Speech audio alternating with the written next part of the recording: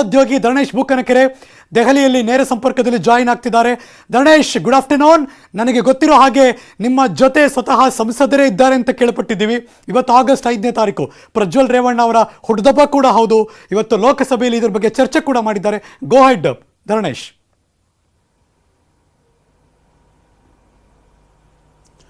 ಹರೀಶ್, ನಾನು ಈಗ ಈ ಮೇಕೆದಾಟು ಅಣೆಕಟ್ಟು ಯೋಜನೆಗೆ ಸಂಬಂಧಪಟ್ಟಂತೆ ಇಷ್ಟು ದಿನ ಕರ್ನಾಟಕ ಏನು ವಾದ ಮಾಡ್ತಿತ್ತು ಅಂತಂದ್ರೆ ನಾವು ಕೆಳಗಡೆ ಇರುವಂಥ ರಾಜ್ಯಗಳ ಒಪ್ಪಿಗೆ ಪಡ್ಕೊಳ್ಳೋ ಅಗತ್ಯ ಇಲ್ಲ ಅಂತ. ಬಟ್ ಇವತ್ತು ಲೋಕಸಭೆಯಲ್ಲಿ ವ್ಯತಿರಿಕ್ತವಾದಂಥ ಉತ್ತರ ಬಂದಿದೆ. ಈ ಪ್ರಶ್ನೆ ಕೇಳಿದವರು ಸಂಸದ ಪ್ರಜ್ವಲ್ ರೇವಣ್ಣ. ನ್ಯೂಸ್ 18 ಕನ್ನಡ ಜೊತೆ ಈಗ ಸ್ವತಃ ಸಂಸದ ಪ್ರಜ್ವಲ್ ರೇವಣ್ಣ ಇದ್ದಾರೆ. ನಾನು ಅವ್ರನ್ನೇ ಮಾತಾಡಿಸ್ತೀನಿ. ಪ್ರಜ್ವಲ್, ನೀವು ಇವತ್ತು ಇದರಲ್ಲಿ ಲೋಕಸಭೆಯಲ್ಲಿ ಚರ್ಚೆ ಮಾಡಿದ್ರಿ ಮೇಕೆದಾಟು ಬಗ್ಗೆ. ನಿಮ್ಮ ಪ್ರಶ್ನೆ ಏನಿತ್ತು ಮತ್ತು ಕೇಂದ್ರ ಸರ್ಕಾರದ ಬಂದು ಉತ್ತರ ಏನಿತ್ತು? ನಾನು ಮೊದಲನೇ ಪ್ರಶ್ನೆ, ನಾನು ಬೇಸಿಕ್ ಕ್ವಶನ್ ಏನು ಹಾಕಿದ್ದೆ, ಮೇಕೆದಾಟು ವಿಚಾರದಲ್ಲಿ ಯೂನಿಯನ್ ಗೌರ್ಮೆಂಟ್ ಏನು ಸ್ಟ್ಯಾಂಡ್ ತೊಗೊಂಡಿದೆ, ಇಲ್ಲಿವರೆಗೂ ಏನೇನು ಪ್ರಪೋಸಲ್ಸ್ ಕೊಟ್ಟಿದ್ದೀವಿ, ಏನೇನು ಆಗಿದೆ, ಏನು ಸ್ಟೇಟಸ್ ಏನಿದೆ ಅಂತ ಹೇಳೋಕ್ಕೆ ಉತ್ತರ ಕೊಟ್ಟಿದ್ದೆ. ಆಗ ಅವರು ಕಾಮನ್ ಆನ್ಸರ್ ಏನಂತ ಮೆನ್ಷನ್ ಮಾಡಿದ್ದಾರೆ. ಕಾಮನ್ ಆನ್ಸರಲ್ಲಿ ಮೆನ್ಷನ್ ಮಾಡ್ತಾರೆ, ಸ್ಟೇಟಿಂಗ್ ದಟ್ ಇದು ಇಂಟರ್ ಸ್ಟೇಟ್ ಪ್ರಾಜೆಕ್ಟು, ನೀವು ತಮಿಳ್ನಾಡವರ ಕನ್ಸೆಂಟ್ ತಗೊಳ್ಬೇಕಾಗತ್ತೆ. ಆಮೇಲೆ ಅದಲ್ಲದೆ ನೀವು ಯಾವುದೇ ರೀತಿ ಪ್ರಪೋಸಲ್ನ ಕಳಿಸಿಲ್ಲ, ಇದಕ್ಕೆ ಫಾರೆಸ್ಟ್ಗಾಗಲಿ ಎನ್ವೈರನ್ಮೆಂಟಲ್ಗಾಗಲಿ ಅಪ್ರೂವಲ್ಗೆ ಯಾವುದೇ ರೀತಿ ನೀವು ಪ್ರಪೋಸಲ್ ಕಳಿಸಿಲ್ಲ ನಿಮ್ಮ ಸ್ಟೇಟಿಂದ ಅಂತ ಮೆನ್ಷನ್ ಮಾಡಿ ನನಗೆ ಉತ್ತರ ಕೊಟ್ಟಿದ್ರು. ನಾನು ಒಂದು 5-6 ಕಡೆ ಡೇಟನ್ನು ಕಲೆಕ್ಟ್ ಮಾಡಿದ್ದೆ. ಇದೇ ಬೇಸಿಕ್ ಕ್ವಶನ್ಸ್ ಅವ್ರ ಬೇಸಿಕ್ ಆನ್ಸರ್ ಬರುತ್ತೆ ಅಂತ ಎಕ್ಸ್ಪೆಕ್ಟ್ ಮಾಡಿದ್ದೆ. ನಾನು ಬೆಳಗ್ಗೆ ಗೊತ್ತಾದ ಮೇಲೆ, ನಾನು ಆನ್ಸರ್ ಶೀಟ್ ಬಂದ ಮೇಲೆ ನಾನು ಮೇನಾಗಿ ಒಂದು ಸಪ್ಲಿಮೆಂಟ್ರಿ ಕ್ವಶನ್ ಕೇಳಿದೆ. ನನ್ನ ಮುಖ್ಯವಾದ ಕ್ವಶನ್ ಏನಂದರೆ, ಇವತ್ತು ಮೇಕೆದಾಟು ಪ್ರಾಜೆಕ್ಟು ನಾವು ಮಾಡ್ತಿರೋ ಅಂಥದ್ದು ಕ್ಲಿಯರಾಗಿ ಹೇಳಿದ್ದೀವಿ. ಪ್ರಪೋಸಲ್ ಕೊಡಬೇಕಾದ್ರೆ ಒಂದು ಡ್ರಿಂಕಿಂಗ್ ವಾಟರ್ ಸಪ್ಲೈಗೆ ಬ್ಯಾಂಗ್ಳೂರಿಗೆ ಕೊಡ್ತಾ ಇರೋಂಥದ್ದು, ಅದಕ್ಕೆ ಸ್ಟೋರ್ ಮಾಡ್ತಾ ಇದ್ದೀವಿ. ಇಟ್ಸ್ ಹಾರ್ಡ್ಲಿ ಅಬೌಟ್ 60 TMC ವಾಟರ್ನ ಸ್ಟೋರ್ ಮಾಡ್ತಾ ಇರೋಂಥದ್ದು. ಆಮೇಲೆ ಅದಲ್ಲದೆ ಪವರ್ ಜನ್ರೇಷನ್ ಪ್ರಾಜೆಕ್ಟ್ ಮಾಡಬೇಕು ಅಂತ ನಾವು ಮಾಡ್ತಾ ಇದ್ದೀವಿ ಅಂತ. ಯಾಕಂದರೆ ನಮ್ಮಲ್ಲಿ ಇವಾಗ ಎಲೆಕ್ಟ್ರಿಸಿಟಿ ಬೇಕಾಗುತ್ತೆ ಹೆಚ್ಚಾಗಿ, ಬ್ಯಾಂಗ್ಳೂರು ತುಂಬ ಹೆಚ್ಚಾಗಿ ಬೆಳೀತಾ ಇರೋದ್ರಿಂದ ನಮಗೆ ಇದೊಂದು ಅವಕಾಶ ಮಾಡಿಕೊಡಿ ಅಂತ ಅವ್ರಿಗೆ ಕೇಳಿದ್ವಿ. ಆದರೆ ಅವರು ನಮಗೆ ಏನು ಕನ್ಸೆಂಟ್ ತಮಿಳ್ನಾಡಿಂದ ಹೋಗಿ ಒಂದು ಕನ್ಸೆಂಟ್ ತೊಗೊಬನ್ನಿ, ತಮಿಳ್ನಾಡು ಕಡೆಯಿಂದ ಕನ್ಸೆಂಟ್ ತೊಗೊಬನ್ನಿ ಅಂತ ಏನು ರಿಪ್ಲೈ ಮಾಡಿದರು, ನನಗೆ ಯಾಕೋ ಒಂದು ರೀತಿ ಬೇಸರ ಆಯಿತು. ನಾನು ಅದಕ್ಕೆ ಆ್ಯಕ್ಚುಲಿ ಪ್ರಜ್ವಲ್, ಅದೇ ಪ್ರಶ್ನೆ ಏನಂದರೆ, ಕರ್ನಾಟಕದ ವಾದ ಏನು, ಇದು ನಮ್ಮ ನೆಲ ಮತ್ತು ಪ್ರಾಜೆಕ್ಟ್ ಮಾಡ್ತಿರೋದು ಕೂಡ ನಮ್ಮ ದುಡ್ಡಲ್ಲಿ, ಕೇಂದ್ರ ಸರ್ಕಾರ ದುಡ್ಡಲ್ಲಿ ಅಲ್ಲ, ಆಯಿತಾ, ಇದು ರಾಷ್ಟ್ರೀಯ ಯೋಜನೆಯೂ ಅಲ್ಲ. ಹಾಗಾಗಿ ಅವ್ರ ಲೋವರ್ ರಿಪೇರಿಯನ್ ಸ್ಟೇಟ್ ಒಪಿನಿಯನ್ ಯಾಕೆ, ಮತ್ತು ಕೇಂದ್ರ ಸರ್ಕಾರನೂ ಕೂಡ ಯಾಕೆ ಅದೇ ರೀತಿ, ಇದು ಆ್ಯಕ್ಚುಲಿ ತಮಿಳ್ನಾಡಿನ ವಾದ, ಕೇಂದ್ರ ಸರ್ಕಾರ ಯಾಕಂಗೆ ಮಾತಾಡ್ತಿದೆ? ನಾನು ಇದೇ ಒಂದು ಹೆಜ್ಜೆ ಮುಂದೆ ಹೋಗಿ ಹೇಳ್ತೀನಿ. ನೀವು ಹೇಳ್ತಾ ಇದ್ರಿ ಮೇಕೆದಾಟು ಮಾಡ್ತಾ ಇರೋ ಅಂಥ ಜಾಗನೂ ನಮ್ದ್ರಲ್ಲೇ, ಆಮೇಲೆ ಪ್ರಾಜೆಕ್ಟ್ ಇದು ಮಾಡ್ತಾ ಇರೋದು ನಮ್ಮ ಕಡೆಯಿಂದನೇ, ಕರ್ನಾಟಕದ ಕಡೆಯಿಂದನೇ. ಮತ್ತೊಂದು ಹೆಜ್ಜೆ ಮುಂದೆ ಹೋಗಿ ಹೇಳ್ತೀನಿ, ನಮಗೇನು ಅಲೋಕೇಟೆಡ್ ವಾಟರ್ ಇತ್ತು, ಅಲೋಕೇಶನ್ ಏನಿತ್ತು, ವಾಟರ್ ಅಲೋಕೇಶನ್ನು, ಆ ಅಲೋಕೇಶನ್ ವಾಟರ್ ಒಳಗಡೆನೆ ಮಾಡ್ತಾ ಇದೀವಿ ನಾವು ಹೆಚ್ಚುವರಿ ನೀರು ಕೇಳ್ತಾ ಇಲ್ಲ. ಟ್ರಿಬ್ಯುನಲ್ ಅವಾರ್ಡ್ಸಲ್ಲಿ ನಾವು ಕೇಳ್ತಾ ಇರೋದು ನಮ್ಮ ನೀರಲ್ಲೇ ನಮ್ಮ ಬ್ಯಾಲೆನ್ಸ್ ರಿಸರ್ವರ್ ಕ್ರಿಯೇಟ್ ಮಾಡಿಕೊಂಡು ನಾವು ಅದನ್ನು ಬೆಂಗಳೂರಿಗೆ ನೀರು ಕೊಡೋವಂಥ ಅವಕಾಶ ಮಾಡಿಕೊಡ್ತೀವಿ ಅಂತ ನಾವು ಕೇಳ್ತಾ ಇದ್ದೀವಿ. ತಪ್ಪೆಲ್ಲಿದೆ? ಈಗ ನಾವೇನಾದ್ರು ಟ್ರಿಬ್ಯುನಲ್ ಅವಾರ್ಡ್ಸ್ ವಿರುದ್ಧವಾಗಿ ಹೋಗಿದ್ದೀವಾ, ಇಲ್ಲ ನಾವೇನಾದ್ರು ಸುಪ್ರೀಂ ಕೋರ್ಟ್ ವಿರುದ್ಧವಾಗಿ ಏನಾದ್ರು ಹೋಗಿದ್ದೀವಾ? ಏನೂ ಇಲ್ಲ. ಇವತ್ತು ಇನ್ಫ್ಯಾಕ್ಟ್ ಒಂದು ನಾವು ಹೇಳಬೇಕು ಅಂದರೆ, ನಾನು ಅದೇ ಪ್ರಶ್ನೆ ಕೇಳಿದ್ದು, ತಮಿಳ್ನಾಡವ್ರನ್ನ ನಾವ್ಯಾಕೆ ನಮ್ಮ ನೀರಿಗೆ ಅಲೋಕೇಶನ್ ಕೊಟ್ಟಿರೋಂಥ ನೀರನ್ನ ನಾವ್ಯಾಕೆ ತಮಿಳ್ನಾಡವ್ರಿಗೆ ಪರ್ಮಿಷನ್ ಕೇಳಬೇಕು ಡ್ಯಾಮ್ ಕಟ್ಟೋದಕ್ಕೆ ಅಂತ ನಾವು ಕೇಳ್ತಾ ಇರೋಂಥದ್ದು ಮುಖ್ಯವಾದ ಪ್ರಶ್ನೆ ಇದು ನಮ್ಮ ಅಲೋಕೇಟೆಡ್ ವಾಟರು. ನಾವೇನಾದ್ರು ತಮಿಳ್ನಾಡವ್ರ ಭಾಗದ ನೀರು ಕೊಡಿ ಅಂದರೆ ಅದಕ್ಕೊಂದು ಅರ್ಥ ಇದೆ, ಅವಾಗ ಜಗಳ ಆಡಬೇಕಾಗತ್ತೆ. ಈಗ ನಾವು ಅವ್ರಿಗೆ ಏನು ಪಾಲು ನೀರು ಕೊಡ್ತಾ ಇದ್ದೀವಿ, ನಾವು ಕೇಳಕ್ಕೆ ಹೋಗ್ತಾ ಇದ್ದೀವಾ, ನೀವು ಹೆಂಗೆ ಉಪಯೋಗಿಸ್ತಾ ಇದ್ದೀರಾ, ಇರಿಗೇಷನ್ಗೆ ಉಪಯೋಗಿಸ್ತಾ ಇದ್ದೀರಾ, ಕುಡಿಯೋಕ್ಕೆ ಉಪಯೋಗಿಸ್ತಾ ಇದ್ದೀರಾ ಅಂತ ಕೇಳಕ್ಕೆ ಹೋಗ್ತಾ ಇದ್ದೀವಾ? ಇಲ್ವಲ್ಲ. ನಮ್ಮ ಅಲೋಕೇಟೆಡ್ ವಾಟರ್ನ ನಾವು ಏನಕ್ಕಾದ್ರೂ ಉಪಯೋಗಿಸ್ಕೋತೀವಿ, ಇರಿಗೇಷನ್ಗಾದ್ರೂ ಉಪಯೋಗಿಸ್ಕೋತೀವಿ, ಕುಡಿಯೋಕ್ಕಾದ್ರೂ ಉಪಯೋಗಿಸ್ಕೋತೀವಿ. ಅದು ನಮಗೆ ಬಿಟ್ಟಂಥ ಪ್ರಶ್ನೆ, ಅದು ನಮ್ಮ ರಾಜ್ಯಕ್ಕೆ ಬಿಟ್ಟಂಥ ಪ್ರಶ್ನೆ ಅದು. ಹಾಗಾಗಿ ನಾವು ಇದೇ ವಾದ ಮಾಡ್ತಾ ಇರೋವಂಥದ್ದು. ಒಂದು. ಎರಡನೇದು, ಈಗ ನೀವು ಎಲೆಕ್ಷನ್ಗಿಂತ ಮುಂಚೆ ಅವರು ಹೊಸ ಪ್ರಾಜೆಕ್ಟ್ ಒಂದು ನಿರ್ಮಾಣಕ್ಕೆ ಒಂದು ಸ್ಟೋನ್ ಲೇಯಿಂಗ್ ಮಾಡಿದ್ದಾರೆ, ಗುಂಡಾರ್ ಲಿಂಕ್ ವೈಗಾಯ್ ಗುಂಡಾರ್ ಲಿಂಕ್ದು ಪ್ರಾಜೆಕ್ಟ್ ಸ್ಟೋರ್ ಮಾಡಿದ್ದಾರೆ. ಅವ್ರಿಗೆ ಯಾವ ಅಪ್ರೂವಲ್ ತೊಗೊಂಡಿದ್ದಾರೆ, ಯಾವ ಪ್ರಪೋಸಲ್ ಕಳಿಸಿದ್ದಾರೆ, DPR ಮಾಡಿದಾರಾ? They have mentioned it stately, internal state project ಅಂತ ಮೆನ್ಷನ್ ಮಾಡ್ತಾರೆ ಅದನ್ನ.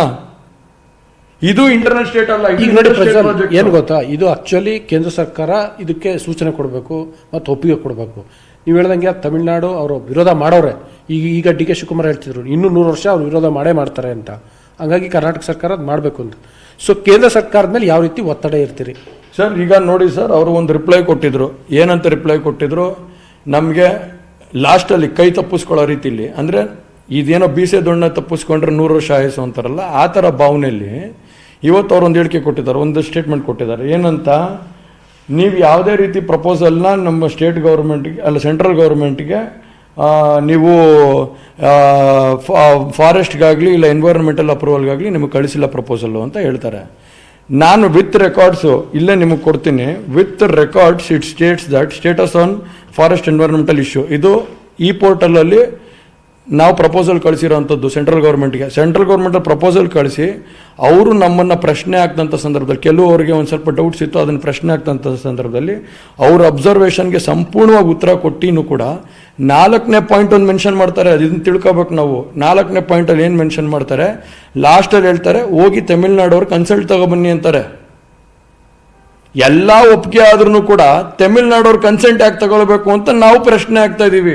ಇದು ನಿಮ್ಮ ಪ್ರಕಾರ ಕೇಂದ್ರ ಸರ್ಕಾರದ್ದು ಡಬಲ್ ಸ್ಟ್ಯಾಂಡರ್ಡ್ ಅನ್ಸುತ್ತಾ? ಒಂದು ನಿಮಿಷ ಸರ್. ಆಮೇಲೆ ಇನ್ನೂ ಒಂದು ವಿಚಾರ ಏನಂದ್ರೆ, ಯಾವ ಟ್ರಿಬ್ಯುನಲ್ ಅವಾರ್ಡ್ ಅಲ್ಲೂ ಹೇಳಲ್ಲ, ಯಾವ ಸುಪ್ರೀಂ ಕೋರ್ಟ್ ಲಾ ಅಲ್ಲೂ ಹೇಳಲ್ಲ, ಯಾವ ಕ್ಲಾಸ್ ಅಲ್ಲೂ ಇಲ್ಲ ಸೇಯಿಂಗ್ ದಟ್ ನಾವು ಲೋವರ್ ರಿಪೇರಿಯನ್ ಅವ್ರದ ಪರ್ಮಿಷನ್ ತಗೊಂಡು ಈ ತರ ಪ್ರಾಜೆಕ್ಟ್ಸ್ಗಳು ಮಾಡಬೇಕು ಅಂತ ಎಲ್ಲೂ ಮೆನ್ಷನ್ ಮಾಡಿಲ್ಲ.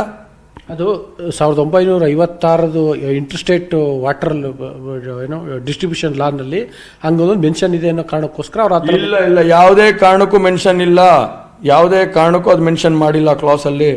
ಅವ್ರು ಹೇಳಿರೋದು ಇಷ್ಟು ವಾಟರ್ನ ನೀವು ತಮಿಳ್ನಾಡಿಗೆ ರಿಲೀಸ್ ಮಾಡಬೇಕು ಅಂತ.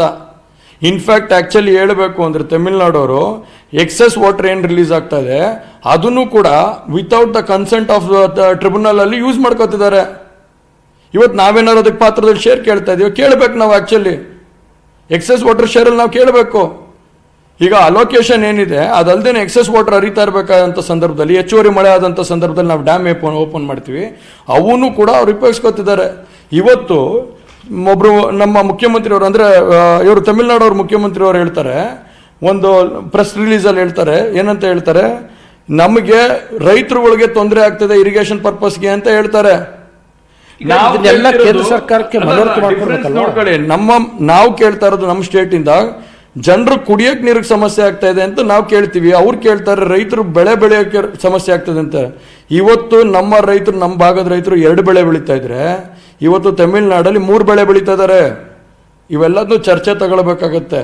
ಇದನ್ನೆಲ್ಲ ಕಣ್ಮುಚ್ಕೊಂಡು ನೋಡೋಕ್ಕಾಗಲ್ಲ. ಕೇಂದ್ರ ಸರ್ಕಾರ ಶೀಘ್ರದಲ್ಲೇ ಇದ್ರ ಬಗ್ಗೆ ಒಳ್ಳೆ ನ್ಯಾಯ ಕೊಡುವಂಥ ಕೆಲಸ ಮಾಡಬೇಕು.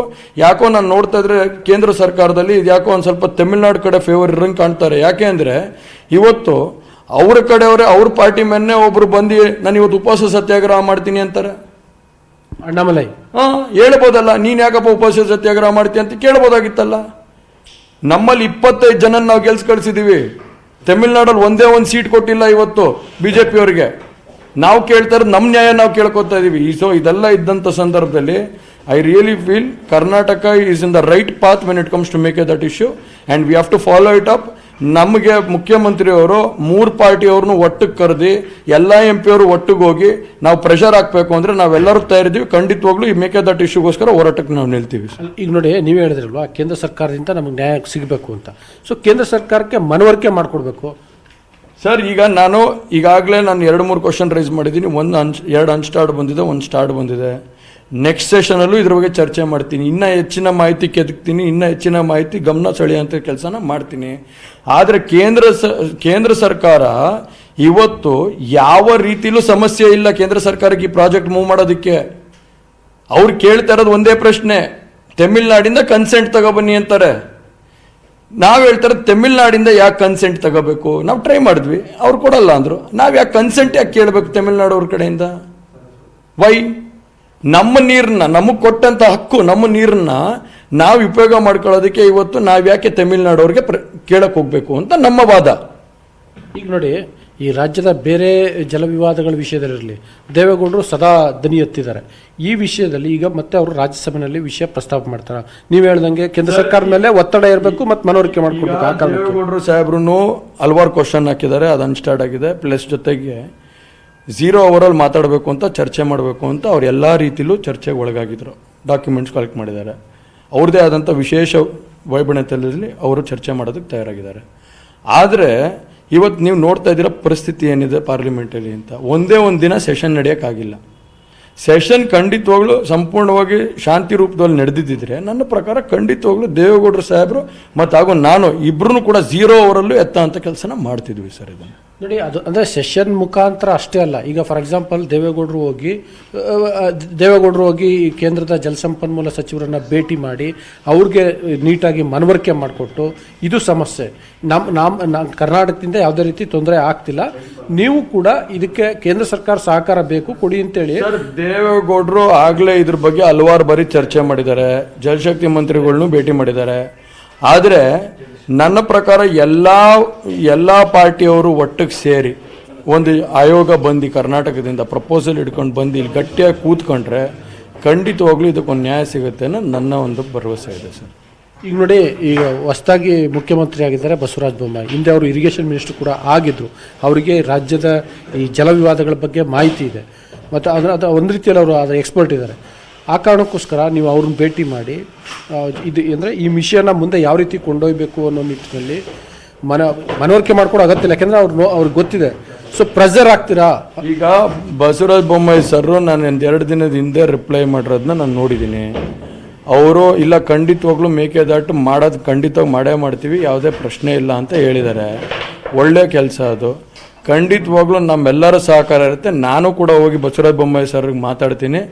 ನನ್ನ ಕೈಲಾದಷ್ಟು ನಾನು ಕೂಡ ನಮ್ಮ ಏನು ಅಳಿಲ್ ಸೇವೆ ಏನಿರುತ್ತೆ ರಾಜ್ಯಕ್ಕೆ ಖಂಡಿತವಾಗ್ಲೂ ಮಾಡೋ ಕೆಲಸ ಮಾಡ್ತೀವಿ.